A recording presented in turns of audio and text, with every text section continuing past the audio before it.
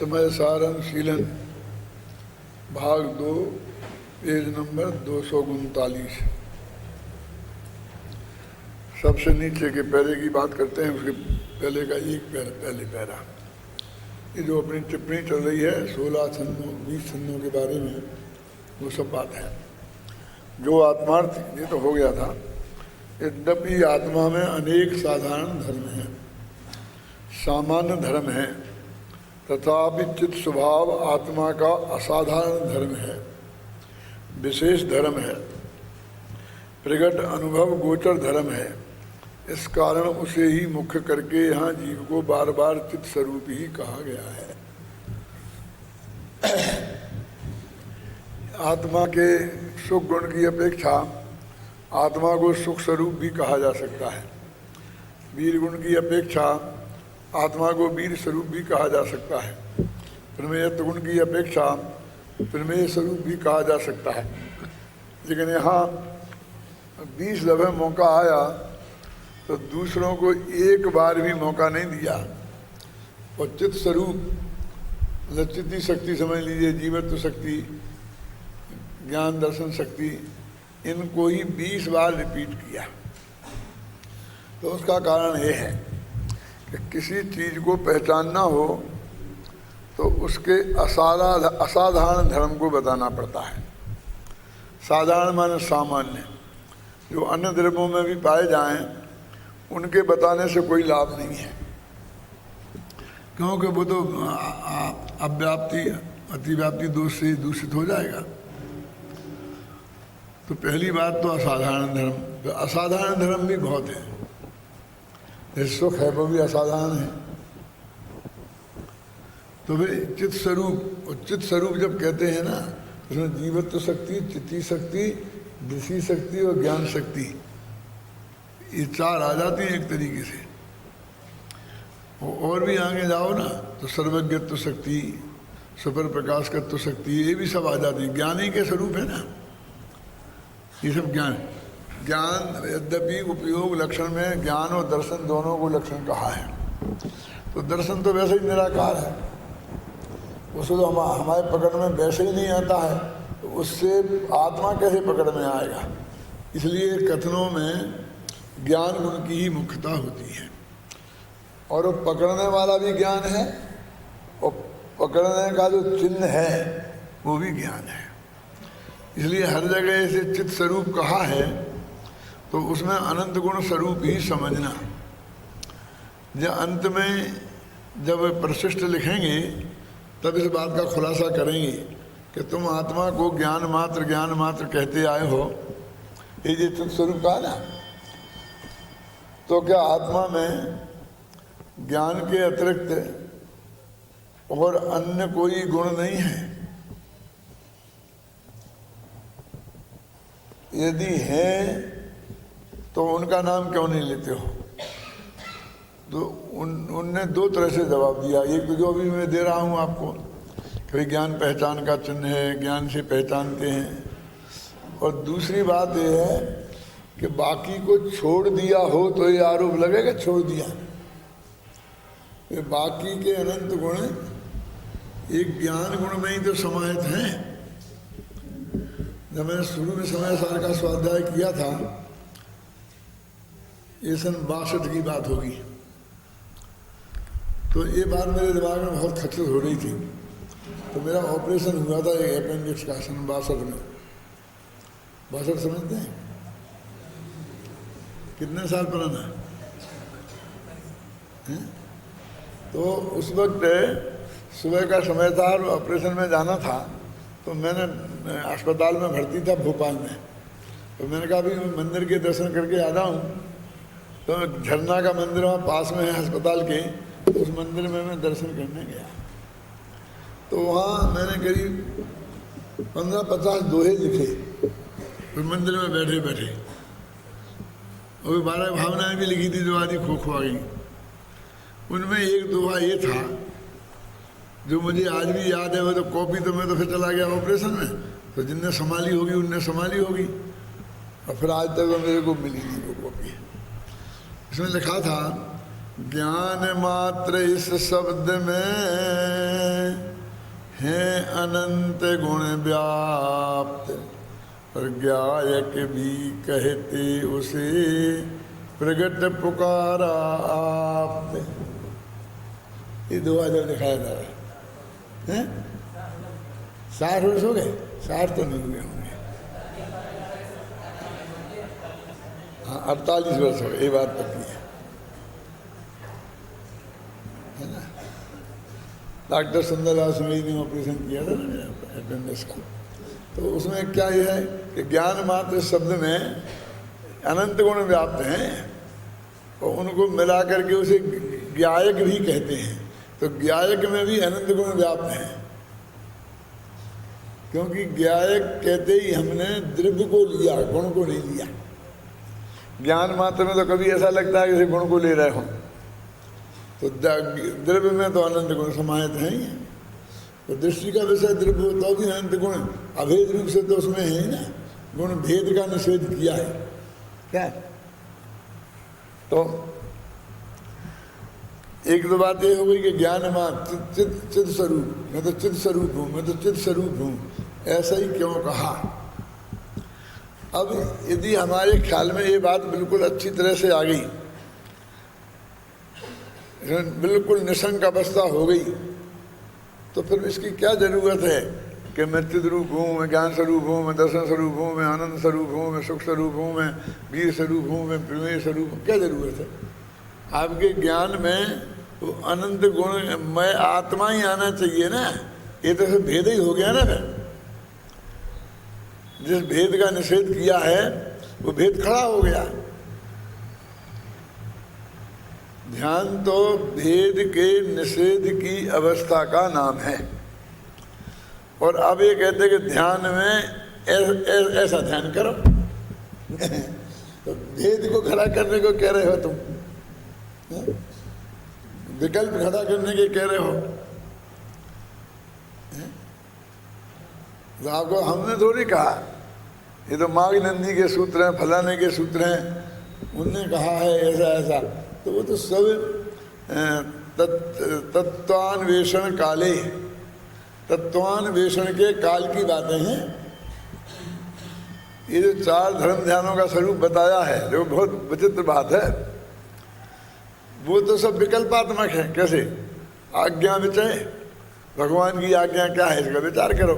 सीधा सच्चे अर्थ में चरणानी योग का स्वाध्याय, जो आज्ञा का हमारा की मुख्यता है ना, वो चरणानी योग के मामले में है कि मीन वेग नहीं करना। आलू में अनंत जीव कहते चुपचाप छोड़ देना, बहस नहीं करना। क्या? क्योंकि उनको गिनाया नहीं जा सकता, गिनाए नहीं जा सकते हैं। और जो ये लगा ना कि आगम चक्षु साहू, साहू आगम चक्षु हैं। आगम में वही, आगम का मतलब अकेला वो चरणानी योग है, घबराना नहीं, पूरी बात सुना। मुख्य रूप से उसे ले लो, बाकी 3 गुण में उसे ले लो। क्यों कि उसमें कहा कि तुम 4 हाथ जमीन देख के चलो, तो उसमें तर्क वितर्क मत करो कि साहब इससे छोटे भी तो जीव हो सकते हैं, इससे बड़े भी तो हो सकते हैं, वही बनेगा क्या। इसका नाम है आज्ञा विचय। और उनकी आज्ञा है, उसमें जीव नहीं पड़ेंगे, उसके बाद पड़ जाएंगे। हम तो देखा है, हम तो वो मुकेश कहता था ना, हम वो ऐसा लगाएंगे दूरबीन, क्या कोई प्रोजेक्ट करीब 40 कोई लाख का आता है, और वहाँ से लगाएंगे और उसमें हम आलू में और पानी में और सब जीव को चलते हुए दिखाएंगे। ठीक है, दिखाना तो अच्छी बात है, नहीं साहब उससे लोगों को बहुत भरोसा होगा, फिर नहीं करेंगे। तो मेरा मतलब ये है, उस पर तो भरोसा हो जाएगा, उस सर्व के पर भरोसा नहीं रहेगा। क्या मेरी बात सुने, आप सोच सकते हो कि क्या उल्टी उल्टी सोचते हैं। अरे भाई, हमारे क्या है, एक वस्तु के बारे में बता रहे हमारे सर्वज्ञ भगवान आचार्य महाराज, पूर्वज माँ बाप, कि बेटा ये नहीं खाना है, इसमें बहुत जीव है, ये नुकसान करती है। तो उसके प्रयोग कर करके देखने की कहाँ ज़रूरत है, अपनी शक्ति उसमें खर्च करने की कहाँ ज़रूरत है। और क्योंकि वो प्रयोग संभव नहीं है ना, थोड़े बहुत तुम माथा मारोगे भी तो उसे क्या हो जाने वाला है? मैं तो बहुत कठोर शब्दों में ये कहता हूँ कि अपने को पशु की हालत में ले जाना हो तो ऐसी बात करना। क्यों? कि पशु के पास पूर्वजों का दिया हुआ कुछ नहीं है। क्यों? हमारे पास तो हमारे पूर्वजों ने खूब प्रयोग कर करके देख देख के, महंत ने, सिद्ध ने, हमारे माँ बाप ने, और उन्होंने लेकर के हमें बहुत सी चीज़ें सिखाते ना कि बेटा आग के पास नहीं जाना, समुद्र के पास नहीं जाना, उस एरिया में घूमने नहीं जाना, इसलिए ये बहुत खतरनाक पॉइंट है। बम्बई जाओ तो जेब को संभाल के रखना। बहुत उन्हें जेब में कटा कटा के उन्होंने अनुभव कर लिया है ना, अब तुम उसका फायदा क्यों नहीं लेते हो? समझ गए ना? तो मतलब अपन, इसका मतलब है कि हम पशु बनना चाहते हैं, अथवा दूसरा हम बने बनाए पशु हैं। ये हमारी पशु की वृत्ति है। क्या क्या समझ में आया भाई? ये हमारी जो वृत्ति है, कई माँ बाप समझदार हैं और हमें शुद्ध सात्विक खान पान की बात बता रहे हैं कि ये खाने योग्य नहीं है। अब क्यों माथा मारना है इसमें ज़्यादा? क्योंकि कहीं कहीं तुम्हें ऐसा लग सकता है कि भाई इसमें तो ज़्यादा चीज़ हो, ये तो बताया नहीं है, तो अपन करेक्शन कर दें। अरे वो अशक्यानुष्ठान के हिसाब से उन्होंने उसे छोड़ दिया है। कैसे? कि कुत्ता यदि तुम्हारी रोटी चख ले तो फिर पूरे ही चौका खत्म करके धोना पड़ेगा और सब फेंकना पड़ेगा। और बिल्ली यदि एक रोटी को ले के भागे तो वो रोटी हटा देना। अब बताओ क्या फर्क है कुत्ता बिल्ली में? वो भी हिंसक, ये भी हिंसक। उनकी वृत्ति में दोनों मांसाहारी, कोई फर्क नहीं है। लेकिन अशक्य अनुष्ठान, कुत्ते को घर के बाहर रोका जा सकता है, बिल्ली को नहीं रोका जा सकता है। उछल के कुछ दिन आओ कहाँ से आती है, कैसे कैसे बंद करें हैं? और यदि रोके रोजी ने चौका फेंक दें। अब और देख लीजिए कि बिल्ली को भी रोका जा सकता है, लेकिन मक्खी, अब मक्खी को कैसे रोकें? रसोई में मच्छरदानी कैसे लगाएं? डाइनिंग टेबल पर खाने बैठे तो मच्छरदानी लगा के बैठे तो परोसने वाले आएंगे तो क्या होगा? और वो मक्खी अपने ही सामने गंदे से गंदे पदार्थ पर बैठ के आती है। यहीं पड़ा हो कि थूक मूक तो वहाँ बैठती है, अब लौट के यहाँ आ जाती है। तो अब क्या करो? उड़ा दो, उड़ा दो। मर जाए तो फिर पूरी फेंक देना, दाल की कटोरी। क्यों? बाकी की सब्जियां खा सकते हो, है ना? कुत्ता बिल्ली से नहीं खा सकते। तो वो अशक्यानुष्ठान के हिसाब से भी उन्होंने बातें बताई हैं। अब तुम ऐसा देख करके नहीं साहब वो तो उतने ही अपवित्र हुए, उतने ही अपवित्र हुए, हमें ऐसी तो नहीं मानेंगे, ये पोल पट्टी क्यों, ये पक्षपात क्यों? तो ये क्या पक्षपात का स्वरूप क्या है तो ये समझ में ही नहीं आता है। उन्होंने वो सब बातें उनने समझ ली। तुझे समझना हो तो पूछ, कोई दिक्कत नहीं है, लेकिन मैं तब मानूंगा जब प्रयोग करके देख लूंगा। क्या मेरी भाषा में बात करूं तो मुझे तुमसे भैया मनवाना ही नहीं है। तो मेरे पे कृपा करके मान रहे हो और मेरे को सर्टिफिकेट देने के लिए मानने हो, तुम मत दो, मुझे सर्टिफिकेट नहीं चाहिए। तुम्हें आत्मा के कल्याण के हिसाब से वो बात जचती हो तो मानो, नहीं तो मत मानो। तो पूरा आज्ञा विचय हो गया। अब उपाय विचय, धर्म ध्यान के भेद बता रहा हूं कि मोक्ष मार्ग का उपाय क्या है। इसी का नाम अपाय विचय भी बोलते हैं। माने संसार का मार्ग क्या है और मोक्ष का मार्ग क्या है, उपाय क्या है और अपाय क्या है, उपाय कौन नहीं है। तो ये पूरा सिद्धांत ग्रंथ हो गए, तत्वासूत्र वगैरह ज्ञानियों की वो बातें हो गई। आप समझे ना? फिर विपाक विचय, तो पूरा करुणानी हो गया। अब कौन सी प्रकृति कौन सी क्या है, कैसे क्या सोचते रहो, है क्या नहीं? और फिर संस्थान विचय, तो 3 लोग का नक्शा हो गया। संस्थान माने आकार, उसके बारे में सोचते रहो। तो ये तो सब जनवाणी का स्वाध्याय ही है। तो अपन धर्म ध्यान तो कर ही रहे। दिक्कत तो ये है कि हमारे इस धर्म ध्यान को जो शास्त्र के अनुसार से सही है, वे धर्म ध्यान नहीं मान रहे, तो वे धर्म ध्यान का स्वरूप नहीं समझते। ये बात नक्की हो गई कि नहीं? समझ ली? तो व्यवहार धर्म ध्यान तो ये है ही। अब शुक्ल ध्यान अभी पंचम काल में होता नहीं है। छठवें सातवें गुणस्थान में भी मुनिराज जाते हैं तो सातवें के दो भेद हैं, एक सातिशा एक निरतिशा। तो वो ध्यान की अवस्था निरतिशा में होती है, जैसे शनि बोलते हैं ना, तो वो तो होता नहीं शनि वाला ध्यान। अब वो गए आए ऐसा होता है। तो ऐसा तो पांचवें में भी होता है, चौथे में भी होता है। थोड़ा कम काल को होता होगा, वियोग कम काल रहता होगा, है वहाँ ज़्यादा होता होगा। इतनी तो फर्क है ना। अब तो मुख्यतः तो ये, अब वो निश्चय धर्म ध्यान जिसे हम कहते हैं, अब उसे शुक्ल ध्यान तो कह नहीं सकते क्योंकि वो नीचे होता ही नहीं है। अब मुनि के मान लो कदाचित शुद्धोपयोग की बात करते तो गृहस्थ के तो नहीं होता ना भाई साहब। अब अपन तो अभी गृहस्थ बैठे, अपन को अपना निर्णय करना। ये सब क्लास में लगाने वाले हो, जाने वाले सब ध्यान की में, ये सब गृहस्थ ही हैं कि नहीं है? क्या तो लगाओ ना, ये हमारी क्लास लग रही है ध्यान की तो है ही, धर्म ध्यान की नहीं।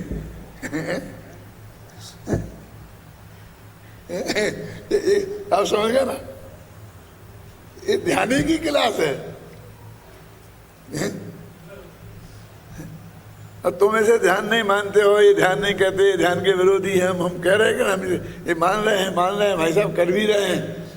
तो तुम ध्यान का स्वरूप नहीं समझते हो। एक बार तुम्हें ध्यान से इस बात को विचार करने की जरूरत है। ये किसी के विरुद्ध नहीं है, लेकिन हमारे चित्त में जो विकल्प खड़े होते हैं ना, और एक तर्क और आता है कि ऐसे चलते चलते खाते पीते ध्यान हो जाएगा, ऐसा शांति से, ऐसा एकांत में बैठ के ऐसा नहीं करना चाहिए। ये हो जाएगा, ऐसा भी उत्तर दिया जा सकता है, हाँ हो जाएगा, कोई घबराहट की बात नहीं। मुनिराज जो चलते हैं ना, तो उनको सप्तम गुणस्थान में जाने के लिए बैठना नहीं पड़ता, समझ गए? चलते चलते भी, भोजन करते करते भी बीच में आ जाता है, पूजा करते करते भी आता है, तुम्हें भी आ जाता है, तुम्हें पता नहीं है। ये क्या बोलते हो तुम बीच में? कायो सगम करो हम, क्या है ये? क्या है? ये वित्सर्ग नाम का वही है ना। ये कि अपनों को भगवान की भक्ति करते करते और अपना उपयोग अपने आत्मा पे चला गया, समझा ही ना? भगवान का देखना, सुनना, बोलना सब बंद हो गया और हम अंदर चले गए। अब लौट के आए। अब तुम्हें तो सीखना पड़ता है क्या उत्सर, क्या करें, कैसे करें, क्या करें? कि आंखें बंद करके 9 दफे नमोकार मंत्र पढ़ दो। नमोकार मंत्र पढ़ लिया तो काय उत्सर तो हुआ ही नहीं, घबराना नहीं। क्योंकि तुमने एक काम बता दिया, पूजा का अष्टक छोड़ के और नमोकार मंत्र पढ़ लिया। तो वो तो उसी जाति का है, वो तो आत्मा में जाने की बात है। तो पूजा के बीच में भी आपको हो गया, ऐसे भोजन के बीच में जूठे में हो जाता है। अरे उपयोग अंदर चला गया, हाथ का कौर हाथ में रह गया, मुंह का कौर मुंह में रह गया। क्यों नहीं हो सकता है? तो इसलिए तो आप कहते बैठे बैठे हो जाएगा, उसमें भी कोई दम नहीं है। लेकिन हम नहीं हम मानते हैं कि नहीं, बिल्कुल पहले से स्थिर आसन होके शांति से बैठ के और अपना बराबर चिंतन करते करते ये ठीक है। हम उसका विरोध नहीं कर रहे, हम तो ये कह रहे हैं कि उसका किसने मना किया कि आप शांति से बैठ के? अपने शास्त्र में सामायिक करने की नहीं है। सुबह दोपहर शाम, और मुनिराजों को कहते 6-6 घड़ी, और शाम मध्यम साधकों को चार चार घड़ी ऐसा आता कि नहीं, सामान्य दो दो घड़ी मैंने एक अंतर मुहूर्त है ना। तो अब सामायिक का निषेध कौन कर रहा है? सामायिक तो हमारे वृत्तों में है, 12 वृत्तों में है, सामायिक प्रतिमा है, उनका निरूपण अपने नहीं होता है। तो आप क्या समझते हो कि आप ऐसे बैठ कर हम इसका निषेध कर रहे हैं? अरे उसका निषेध नहीं है, लेकिन ऐसे बैठ गए कि सांस को देखो, इसका निषेध है।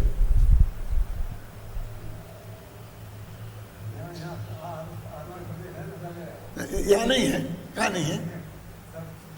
तो यहाँ क्यों देखो? गुदा में है कि नहीं है? गुदा देखो। और वे तो घूमते रहते हैं भाई साहब, यहाँ के प्रदेश कोई उत्कृष्ट हो ऐसा तो है नहीं। मालूम प्रति समय घूमते हैं ऐसे, बिल्कुल राउंड लगाते हैं, नीचे वाले ऊपर, ऊपर वाले नीचे, सब आते रहते हैं। जैसे खून घूमता है ना शरीर में, ऐसे आत्मा के प्रदेश भी घूमते हैं।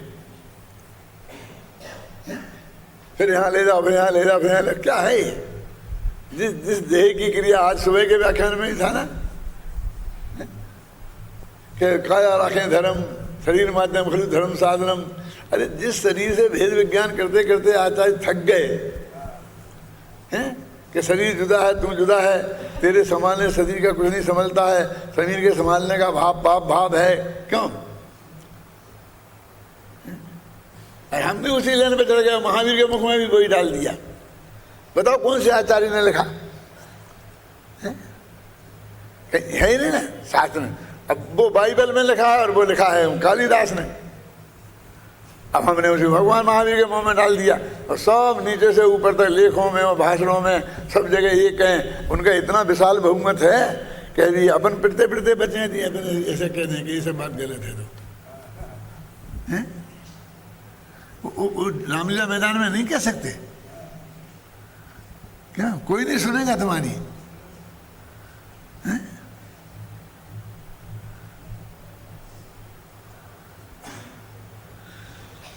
तो देखो उक्त 20 मतलब मैं क्या कह रहा हूँ इतना समझ लो, वो सामयिक का भी मना नहीं है,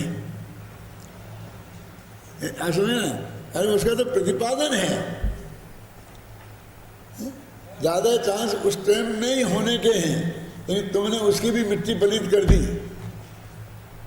उसकी सुनना है थोड़ी,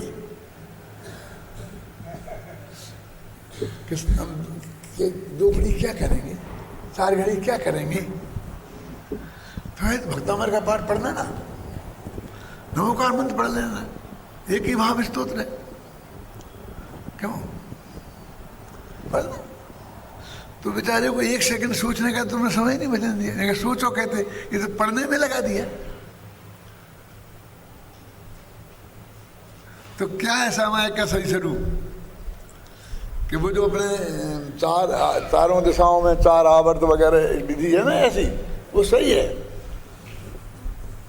वो करना चाहिए, वो कोई ऐसा क्रियाकांड नहीं है, लेकिन उसका स्वरूप समझना चाहिए। क्या क्या है स्वरूप? कि जब तुम सामायिक में बैठो तो निर्विघ्न निर्जंतु स्थान देखो। क्या? निर्जन, निर्जंतु, निर्विघ्न, 3 चीजें समझ में आ गई कि नहीं? क्या है निर्जन? माने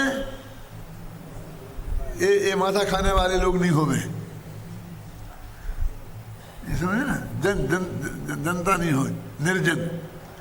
और निर्जंतु, ये कीड़े मकोड़े नहीं हो गए, समझे ना? और निर्विघ्न, किसी तरह का विघ्न नहीं हो। ये पहले देख उपसर्ग कर लेना, हम धूप में जाके बैठेंगे तो तुमने अपने आप ही सविघ्न जगह बैठ रहा है, अपने यहाँ तो आज्ञा है। वो जो चारों तरफ ऐसा ऐसा करके अपन देख रहे हैं ना, वो तो हम चारों तरफ देख रहे हैं कि यहाँ कोई विघ्न तो नहीं है, यहाँ कोई जंतु तो नहीं है, यहाँ कोई जन तो नहीं है। उसके लिए तू लोग आंखें बंद करके घूमता है। कोई आंखें बंद करके ड्राइवर गाड़ी चलाए तो क्या होगा? अरे आंखें बंद करना जरा, अभी खुली रख।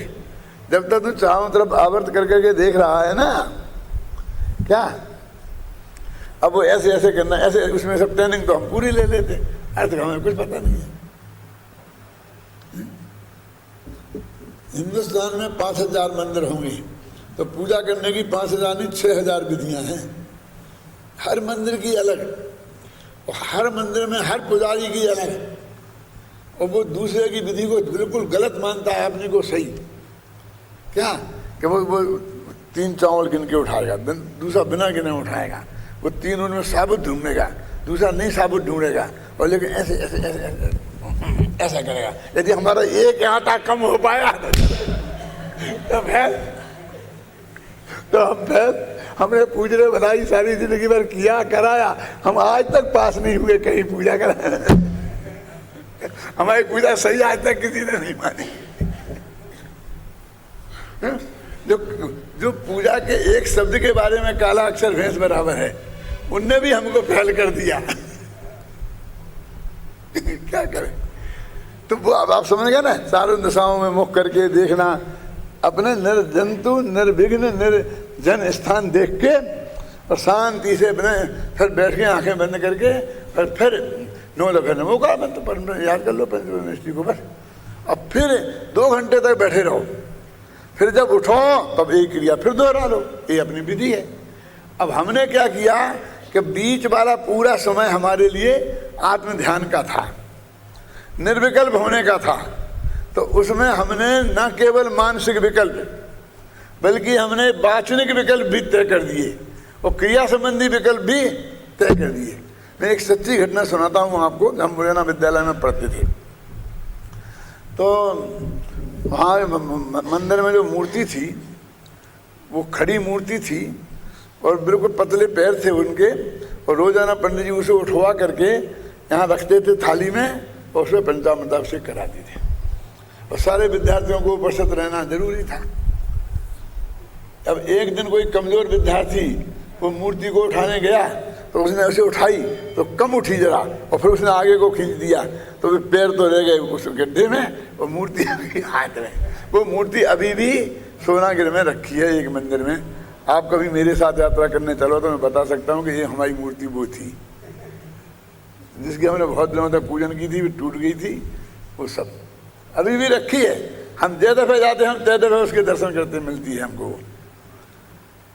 ख्याल में कई लोगों को बताई, हमारे साथ यात्री होते हैं, हम उन्हें जरूर बताते हैं कि देखो भैया ये मूर्ति वो है।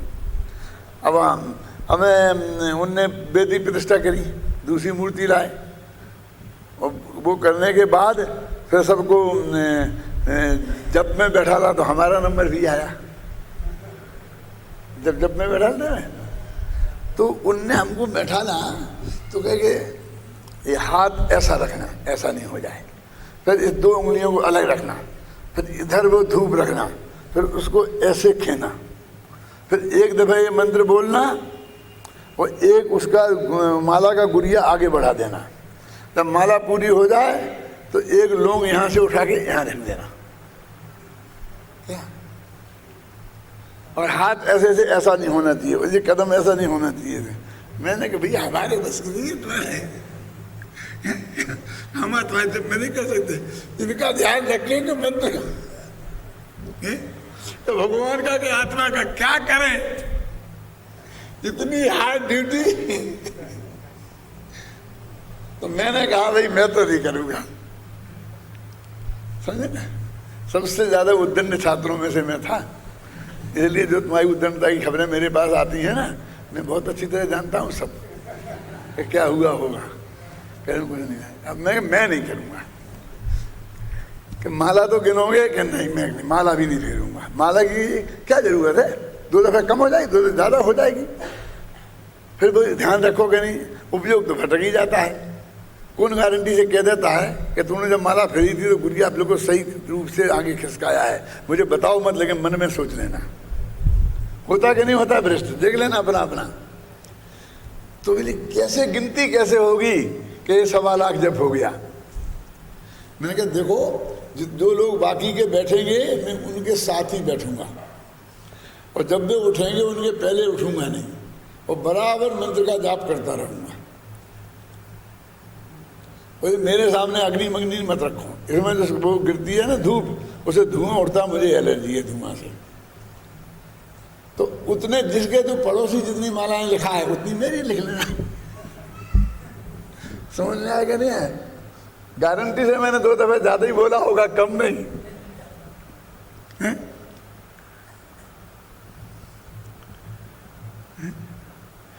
कितने कितने में काय की अग्नि, काय की धूप, काय की खेना, क्या मतलब है? अब इतनी बातें जब बाहर की जड़ की क्रिया में इतने उलझ गए तो वहाँ तो मानसिक विकल्प भी सही नहीं हो सकता है, हैं?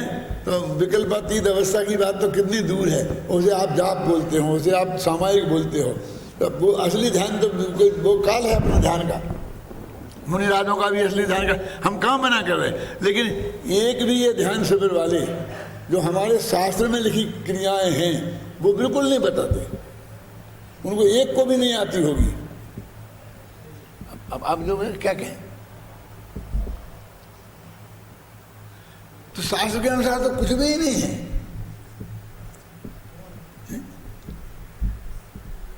वो है ना कि भाई इनके 2 घड़ी संत लाली, इनके 4, इनके 6 ऐसे रखी है ना। ये तो 2 घड़ी वाले भी 10-10 घड़ी बैठे रहते हैं, सब बंद करके। हेमचंद जी ने एक लेख लिखा था, हेमचंद जी ब्रह्मचारी, वो आपने पढ़ा होगा। तो वहाँ से कहीं से किसी का नाम नहीं लेता हूँ मैं, ये आया कि हमारा फलानी जगह ध्यान शिविर होगा, तो उसकी दिनचर्या लिखी थी सुबह से शाम तक। तो उसमें ना जिनेंद्र पूजन थी, ना उस जगह पे जिनेंद्र भगवान के दर्शन की व्यवस्था थी, उस जगह जाके सब ध्यान करेंगे ना वैसे। और कोई अपनी जो दैनिक क्रियाएं होती हैं उसमें कुछ नहीं थी। ये तो बहुत था कि अखबार नहीं पढ़ना और टीवी नहीं सुनना और वो ये नहीं करना और फोन नहीं रखना, ये सब थी जो आज है, लेकिन वो एक भी चीज नहीं थी, हैं? जो अपने एक गृहस्थ के लिए दैनिक चीजें हैं उसके बाद ही ध्यान करोगे ना। तो हेमचंद जी ने लिखी, उन व्यक्तिगत भी कही उनसे, अखबार में भी लिखी कि भैया तुम्हारी ये दिनचर्या में न जिन्हें दर्शन है, ना पूजन है, ना भक्ति है, कहीं कुछ है ही नहीं, और बस सुबह से शाम तक ध्यान खाना और शुद्ध सात्विक खाना, वो ध्यान ध्यान ध्यान ध्यान ध्यान ध्यान है कैसे? ऐसा शास्त्र में उल्लेख है। तो वहां से दूर ले गए। कोई आपने तत्व चर्चा ही नहीं करना, 24 घंटे में तत्व चर्चा का ही निषेध। घर की चर्चा नहीं करना वो तो ठीक है, लेकिन तत्व चर्चा भी नहीं करना। और 99% को 1-2% में छोड़ देता हूं, वो ध्यान का ध्येय जो त्रिकालीधर भगवान आत्मा की कुछ खबर नहीं है, उसके बारे में सोचते हैं क्या, कैसा, कहाँ। उनको तो बहुत अटपटा लगता है। ये जो अपने विद्यार्थी है ना, अब ये तुम कहीं जाओ ना तो अपने जो पंडित होंगे, बड़े महाराज होंगे, तो बिल्कुल ऐसे विनयशील बन के हाथ जोड़ के ऐसे बैठ जाना और फिर पूछना कि त्रिकालीधर भगवान आत्मा वो दृष्टि का विषय होता है जिसमें अपन ध्यान का ध्येय बनाते हैं। तो सब क्या कहाँ से लाया? माने उनने वो शब्द पहले सुना होगा।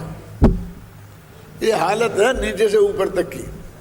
ये डंके की चोट कह रहा हूँ, टीवी पे जाएगा, तुम फिर है सुन लेना, महीना 2 महीना बाद, और सारा देश को सुना रहे हैं। कुछ नहीं, किसी को नहीं, कोई नहीं, पता ही नहीं, ध्यान ही नहीं है, कुछ नहीं। बिना देखे टीवी पे, बिना सुने ही टीवी पे जाने की जरूरत नहीं है। बस ये शुरू होगा। एक दिन सुनेंगे नहीं, एक दिन भी ख्याल में नहीं ना। और फिर देना चाहिए तो किसका देना चाहिए, किसका नहीं देना चाहिए? अरे टीवी बिकाऊ है, जिसका चाहो उसका दो ना। तुम्हें कौन रोकता है? सुमन प्रकाश जी का नहीं देना चाहिए, दो ना तुम क्यों नहीं? अरे हमारी व्यवस्था मुश्किल से कर पाते हैं। एक दफे की और सच्ची घटना सुनाता हूँ कि सब वो फलाने की किताब आई, वो अपने यहाँ से नहीं छप रही, ये नहीं छप रही। सब लोग कहते हैं कि डॉक्टर भाल की छपते हैं, हाई छपते हैं। पारनी जी के माथे पे 3 साल पड़ रहे थे। तो क्यों, क्या है, ये ऐसा है, वो ऐसा कहते, वो ऐसा कहेंगे, वो ऐसा कहेंगे। लेकिन आप क्यों चिंता कर रहे हैं? मैं आज निपटा देता हूँ सबको। उनकी समझ में नहीं आई क्या निपटाएंगे जी।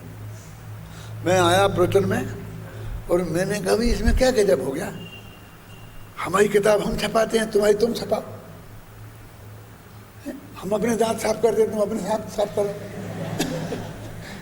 हम अपने शरीर को नहाते तो, अरे इसमें कौन सा अन्याय हो गया?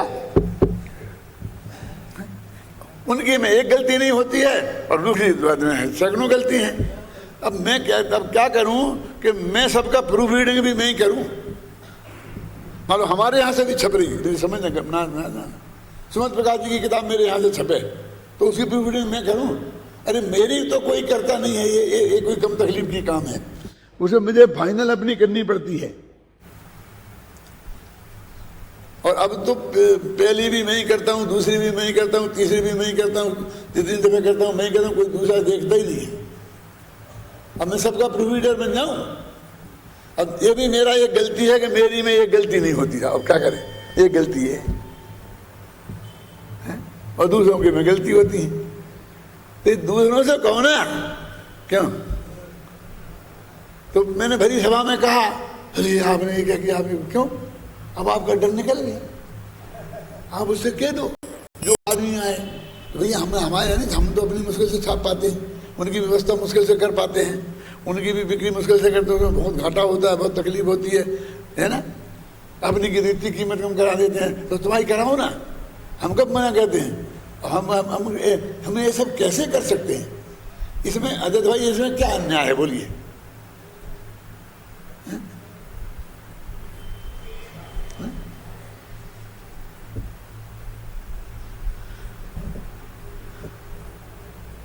तो ये हमारे दिमाग के जबरदस्ती के बोझे हैं,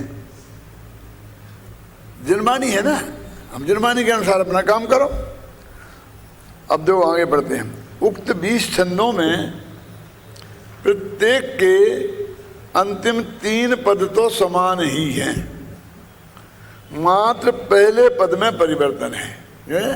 एकस्य बद्धो न तथा परस्य, इसमें ही परिवर्तन है, बाकी तो एक 3 एक से ही है ना। 70वें पद में, 70वां जो है इसका पहला 70वां, अर्थात प्रथम पद में समागत बद्ध अबद्ध पदों के स्थान पर पद और शब्द में जो अंतर बताया था ख्याल में है?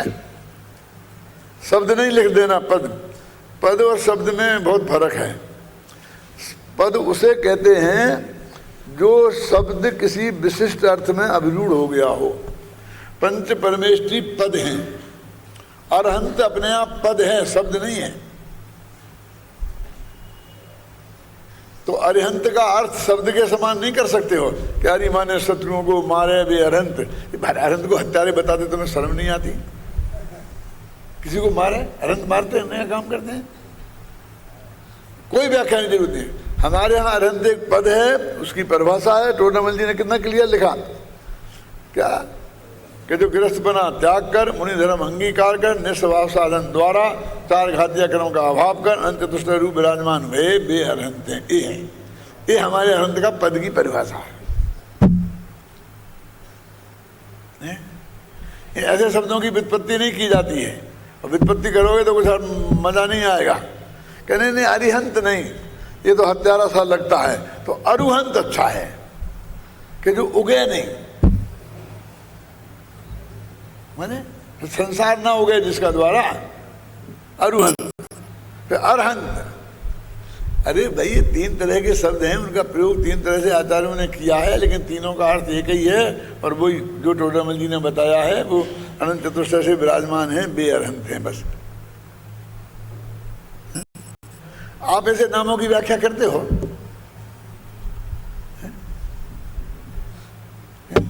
शांति कुमार के शांति लाल, क्यों? तो शांति ऐसी व्याख्या करने से काम चलता है?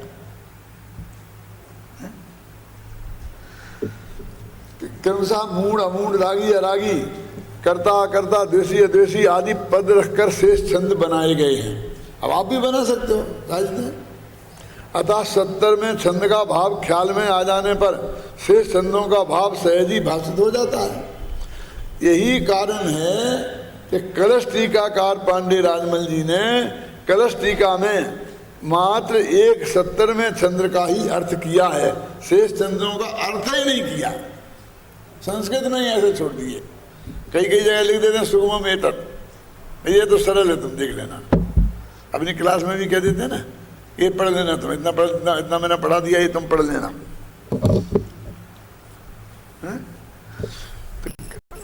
अब कलश टीका में 70वें छंद का जो अर्थ किया है उस पर का भाव इस प्रकार है। अब अपन वो एक से सबका काम निपट जाएगा ना, इसलिए अपन वो देखते हैं। 2 पैरा दिए हैं इसमें। चैतन्य मात्र वस्तु में द्रव्यार्थिक पर्यायार्थिक 2 नयों के 2 ही पक्षपात हैं। जीव अनादि से कर्म के संयोग के साथ एक पर्याय रूप विभाव रूप परिणमा है। अब ये मैं भी बताऊंगा, ये सब एक एक शब्द का अर्थ है इसमें। इस प्रकार द्रव्य स्वरूप को ग्रहण न कर मात्र बंध पर्याय की ओर से देखें तो जीव बंधा है, और एक पर्यायार्थिक नय का पक्ष तो यह है, और दूसरा नय का पक्ष यह है कि जीव द्रव्य अनादि चेतना लक्षण है, उसमें बंधन है ही नहीं, वह सदा अपने रूप ही रहता है, क्योंकि कोई द्रव्य अन्य द्रव्य के द्रव्य गुण पर्याय रूप नहीं परिणमता। अब देखो इसमें बहुत ही रहस्य है, एक एक निकालते हैं अपन धीरे धीरे। इसमें द्रव्यार्थिक पर्यायार्थिक क्यों लगाया, निश्चय व्यवहार क्यों नहीं लगाया? इनके पक्के अन्यायी बनारसी दास देखो, नीचे पढ़ो। व्यवहार दृष्टि सो विलोकत बंधो सो दिशे, निश्चय निहारत न बंधो यहीं कि नहीं। बस भाई इतना ही बहुत, अभी जब पढ़ेंगे जब पढ़ लेंगे। इनने निश्चय व्यवहार नहीं लगाया, इन्हें द्रव्यार्थिक पर्यायार्थिक लगाया, और मूल गाथा में लगाया ही नहीं। एकस्य बद्धो न तथा परस्य, अब एकस्य कह दिया, अब तुम पे छोड़ दिया, तुम लगाओ, नहीं छोड़ा होता तो ये फर्क नहीं आता, ये खुद ही कह देते क्यों। अब उनने तो एकस्य बद्धो न तथा परस्य इतने से काम चला लिया क्यों। अरे अब ये गुरुजी कह रहे हैं कि द्रव्यार्थिक पर्यायार्थिक लगाओ, शिष्य कह रहे हैं कि निश्चय व्यवहार लगाओ। अब इसमें से मेरी सारी रिसर्च है जो इसमें लिखी है मैंने, और फिर मैं बताता हूँ धीरे धीरे ऐसा क्यों होगा। इनने गलत किया, ये मेरी आदत नहीं है, ये ऐसा का कोई विशिष्ट अर्थ है तो हम देखें। ये जो व्यवहार नय है ना, तो अपन क्या बोलते हैं, असद्भुत जो व्यवहार नय है, जिससे अपन कर्मों से बंधा मानते हैं और 9 कर्मों से बंधा मानते हैं आत्मा को। अब ये तो उसको तो नया ही नहीं मानते हैं, कौन, राजमल जी। इसलिए कर्मों से बंधा है कैसे लिख सकते हैं। उनकी तकलीफ समझ में आई कि नहीं आई? यदि मैं होता उस वक्त तो मैं समझा लेता राजमल जी को। देखो अब देखो क्या लिखा है इनने, अब पढ़ते हैं, देखो ध्यान से देना कि चैतन्य मात्र वस्तु में द्रव्यार्थिक पर्यायार्थिक 2 ही नयों के पक्षपात हैं। जीव द्रव्य अनादि से कर्म संयोग के साथ एक पर्याय रूप विभाव भाव रूप परिणमा है। ये विभाव भाव रूप परिणमा, इसको बंद कह रहे, वो कर्म के साथ बंद हुआ ऐसा बंद नहीं मान रहे। इस प्रकार द्रव्य स्वरूप को ग्रहण न कर मात्र बंध पर्याय को देखें, वो विभाव रूप परिणमा है ना, वो बंध पर्याय है ना, देखें तो जीव बंधा है।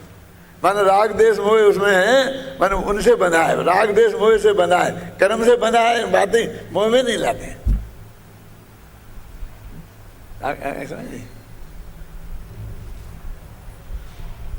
अब पंचाध्यायी के नए नहीं पढ़े हो और इस पे आपका ध्यान नहीं जाए तो आपने निकाल, तो पढ़ने वालों ने कौन सा निकाल लिया। ज़्यादा ख्याल में आ गई बात क्या नहीं आ गई। अब बनारसी दास जी उनको भी द्रव्यार्थिक पर्यायार्थिक लिखना चाहिए था, लेकिन उन्होंने निश्चय व्यवहार लिखा, क्योंकि आगे पीछे की जो धारा चल रही है वो तो निश्चय व्यवहार की चल रही है, क्योंकि अध्यात्म का कथन है सब, ये सिद्धांत का कथन ही नहीं है। ध्यान द्रव्यार्थिक पर्यायार्थिक लगा ही नहीं सकते थे, लेकिन राजमल जी के पास कोई रास्ता नहीं था, इसलिए उन्होंने लगा दिए।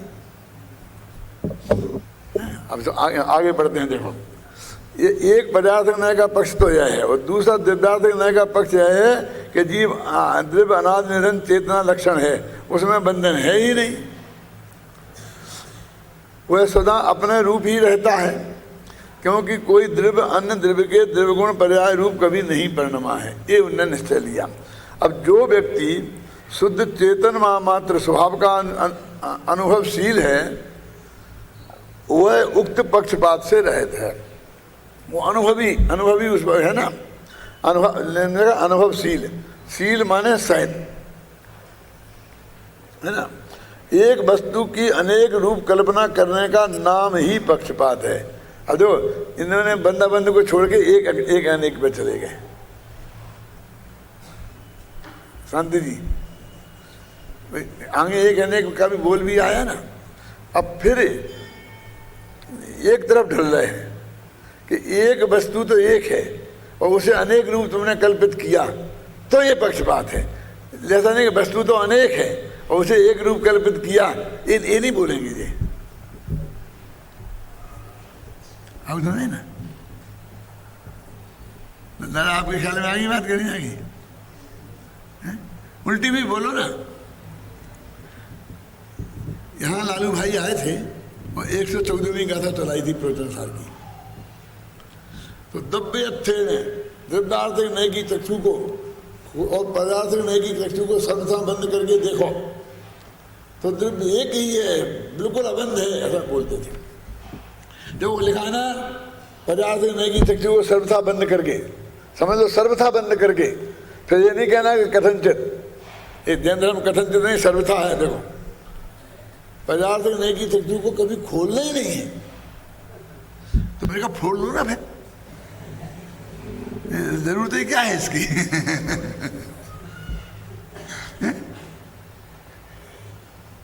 मैंने कहा भाई नीचे की पंक्ति भी तो पढ़ो। नीचे की पंक्ति पढ़े ही बिना आगे से देख लें और आगे बढ़ जाए। इसमें 4 दिन तक व्याख्यान किए और दूसरी वाली पंक्ति पे 5 मिनट भी नहीं बोले।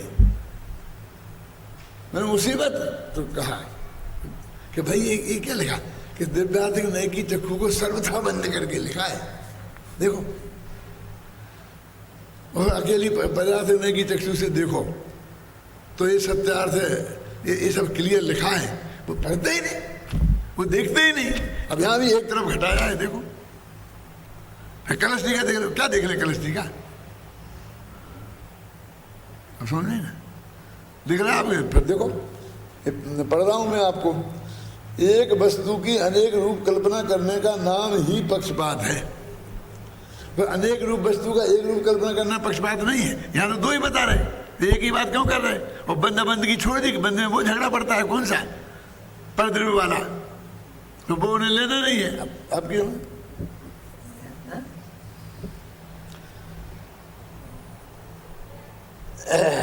वह वस्तु मात्र का स्वाद आने पर कल्पना बुद्धि सहज ही मिट जाती है। बस सीधा फिर अनुभव हो गया और कल्पना बुद्धि मिट गई, खत्म हो गया काम उनका। शुद्ध स्वरूप का अनुभव करने वाले को चेतन वस्तु का प्रत्यक्ष स्वाद आता है, अतः वह नए पक्षातीत है। ये बात हो गई एक बात। अभी आगे बनारसी दास का आप पढ़ते हैं, घबराओ नहीं। पंडित कविवर बनारसी दास जी नाटक समय सार में सर्वत्र कलश टीका का अनुसरण करते हैं। सर्वत्र तो इस कारण उन्होंने भी यहाँ 20 छंदों के भाव को लेकर समय सार का एक ही छंद बनाया है। इसमें तो उन्होंने अनुकरण किया, उनने 20 छंद नहीं बनाए, अपन ने तो 20 बनाए। क्यों क्यों उनने एक का अर्थ किया, उन्होंने एक का छंद बना दिया। बबलू लेकिन वो अनुकरण नहीं किया। अब या तो उनके ध्यान में नहीं आया कि वो भी समय दोनों एक ही है। आगे वो भी लिखा है, मैंने सब बता रहा हूँ। देखो पढ़ो, अब पढ़ लो भैया। व्यवहार दृष्टि सो बेलोकत बंध सो दिशे,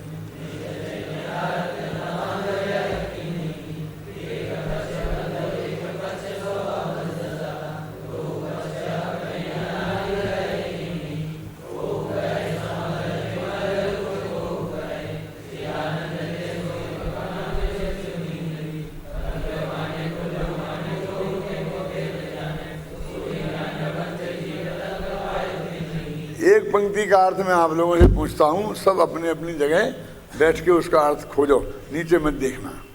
नीचे तो लिखा ही है, नीचे तो लिखा ही है ना। देखो, को कहे समल विमल रूप, को कहे, क्या है इसका अर्थ बताओ। सोचो सोचो, देखो नहीं,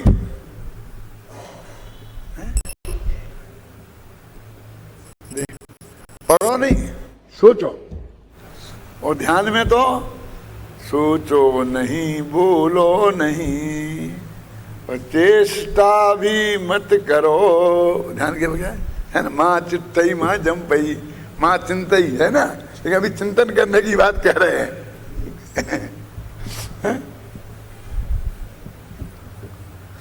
अब मैं अर्थ बताता हूं, इसमें नीचे लिखा है, ये समल माने है अनेकाकार और विमल माने है एकाकार। क्यों? क्यों वो बना, उनने वो एक अनेक लिया ना, तो उनने एक अनेक कोई लिया है यहाँ पर समल विमल। और कहाँ लिया बनारसीदास ने? एक जानिए देखिए रम रहिए एक ठोर, समल अमल न विचारिए यही वस्तु नहीं और। वहां पर एक अनेक के अर्थ में है। देखो, अनेक वाले को समल कहा, यहाँ राग देश वाले को समल नहीं कहा। आत्मा अनंत गुण वाला है, इसका नाम समल है, और आत्मा अखंड एक है, इसका नाम अमल है।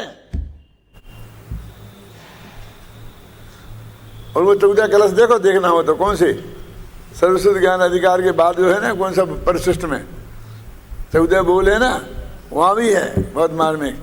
अब वो तुम्हारे पास वो किताब है ना, कौन सी, अध्यात्म नवनीत, उसमें निकालो, ये छंद निकल जाएगा। अध्यात्म, इसमें तो भी इतना ही छंद होंगे ना कर्ता कर्म अधिकार के। वो अध्यात्म नवनीत में पूरा समय कलश, सार कलश पद्यानुवाद है, उसमें 14 वाले छंद निकाल लो। इसमें नहीं मिलेंगे भैया, हैं? हाँ, 248 नंबर वाला कलश निकालो, 500 पेज पे है। हाँ, इसमें होंगे, इसमें होंगे।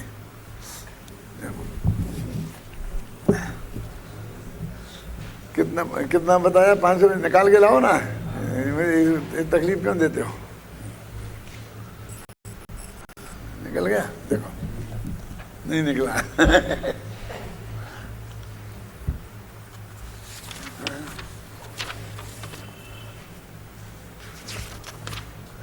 मैं 14 कलश एक साथ हैं, शुरू होता ना, ये प्रत्यनुसार कलश पद्यानुवादित समय सार का नहीं है भैया।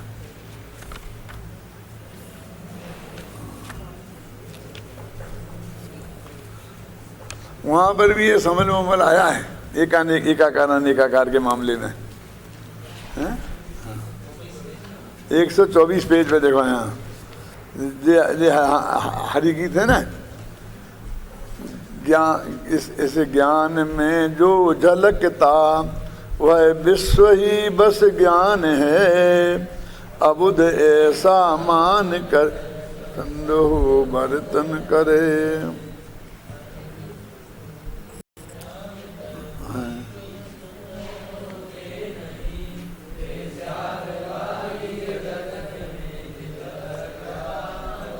एक अनेक वाला बोल निकालो,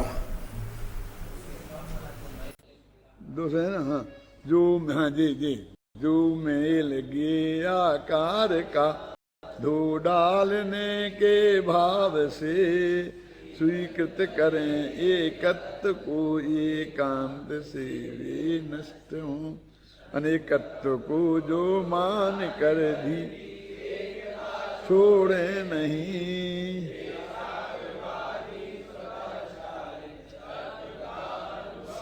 जो गे आकार माने अनेक आकार है ना, उसको मेल मानते हैं, समल मानते हैं।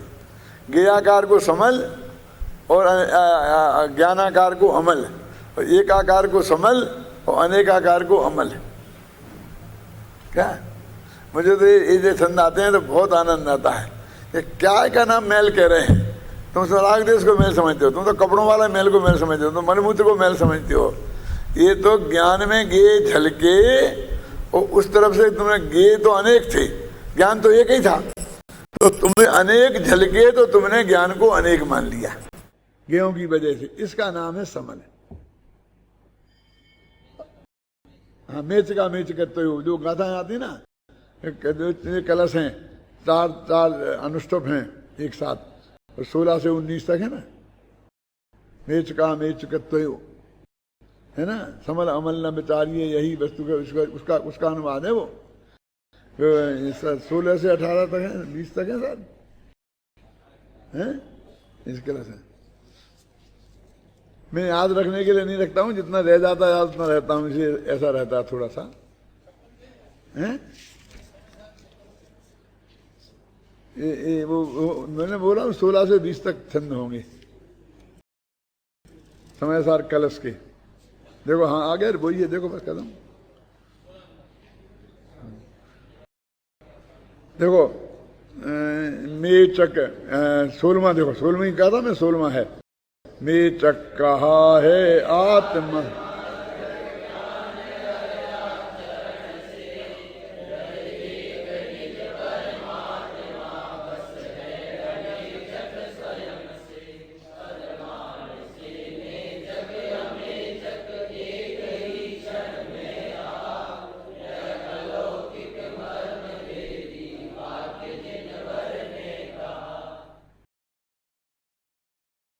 आत्मा है एक यद्यपि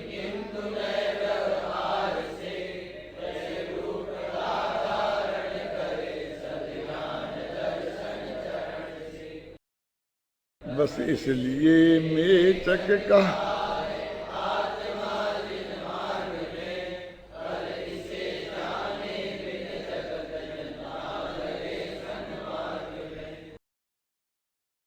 आत्मा मेचक कहा है।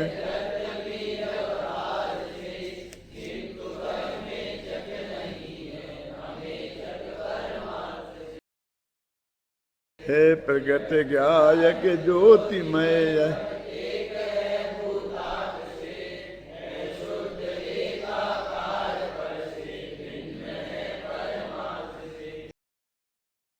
मेचक में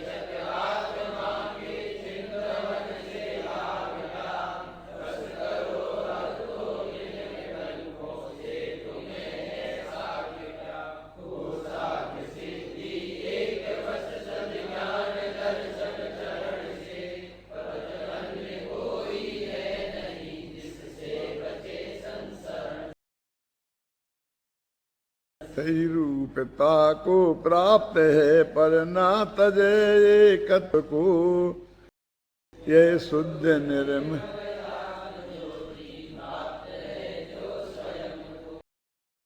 अनुभव करें।